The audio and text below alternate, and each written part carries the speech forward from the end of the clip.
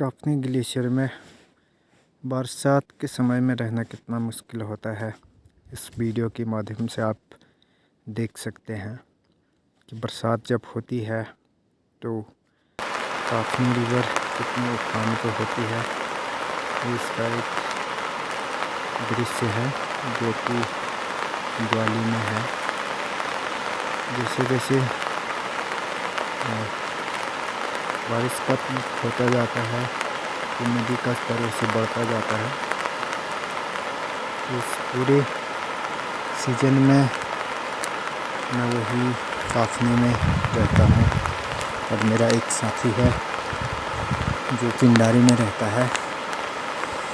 तो इस वीडियो के माध्यम से आप देख सकते हैं कि कितना खतरनाक होता है वहाँ पे रहना और नदी को क्रॉस करना, कि जब आपके पास लिमिटेड संसाधन हो तो उस स्थिति में हमने खाली 2 लकड़ी डाल रखी है और एक रस्सी बांध रखी है। इसमें से किसी तरह का इंसिडेंट होता है तो वहाँ पे शायद रेस्क्यू के लिए भी किसी को पता नहीं चल पाएगा कि रेस्क्यू करना कहाँ पे है कहाँ पे।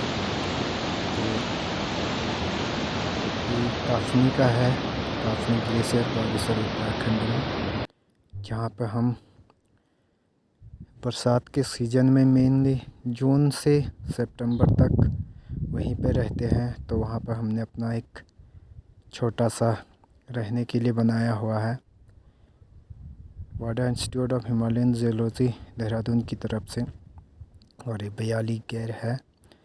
सुबह का दृश्य है, जब सनराइज होता है तो सामने में नंदा कोट और टाकथल की एरिया, काफ़ी सुंदर दृश्य है।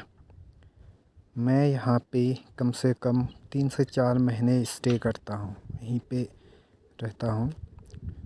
तो मैंने वहाँ पे एक खेत बनाया हुआ है जिसमें मैं लाई, मूली और आलू लगा रखे हैं। तो छोटी मोटी जो ज़रूरतें होती हैं सब्जी के लिए तो वही पूरी हो पाती है बरसात के समय में।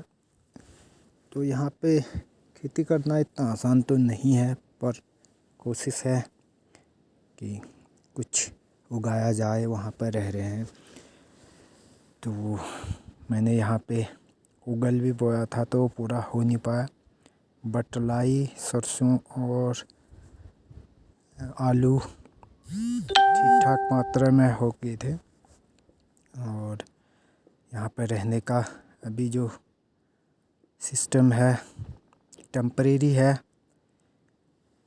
जगह ज़्यादा नहीं है, 2 से 3 आदमी यहाँ पे रह सकते हैं। और मटेरियल्स है वहाँ पे, पर अपने लिए ही सीमित है, क्योंकि वहाँ पे फ़िलहाल जो पैदल ट्रैक रूट है वो 1 से 1.5 किलोमीटर टूटा हुआ है खटिया और काफनी के बीच में। तो दिक्कत होती है वहाँ से सामान ले जाने में और लाने में, तो इसलिए स्टोर करके रखता हूँ तो लिमिटेड ही वहाँ पे रख पाता हूँ। और बरसात के समय में बयाली गैर ऐसा लगता है कि जैसे वैली ऑफ फ्लावर्स काफनी कह सकते हैं हम।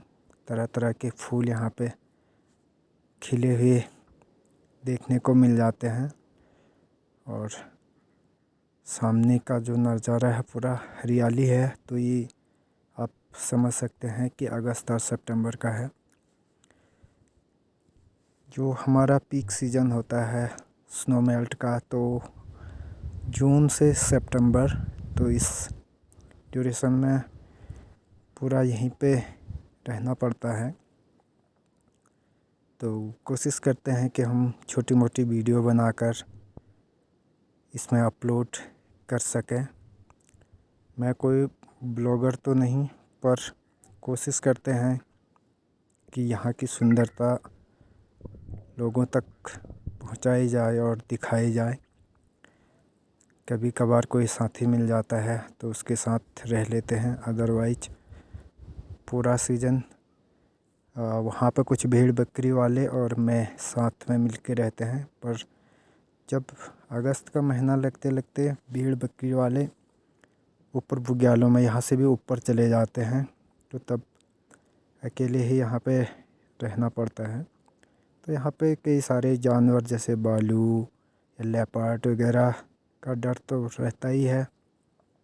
पर कहते हैं कि जानवर आग के पास नहीं आता है तो लकड़ी इकट्ठा करके आग जला के रखते हैं वहाँ पे। पूरे दिन का दिनचर्या हो गया कि रोज़ सुबह उठो, शाम को बस यही नंदाकोट और डाकथल टॉप, घीखाम और बयाली गैर कापने ग्लेशियर, यही रोज़ का रूटीन है जो दिखता है। तो कभी कभी टाइम पास के लिए खेती का काम कर लेते हैं। और इसी के बगल में एक बहुत बड़ा बोल्डर है, तो उस बोल्डर में हम कभी कभार रैपलिंग, जुमारिंग इस तरह से करते रहते हैं, जिससे कि टाइम पास भी होता रहे और काम भी बना रहे। तो thank you for watching this video.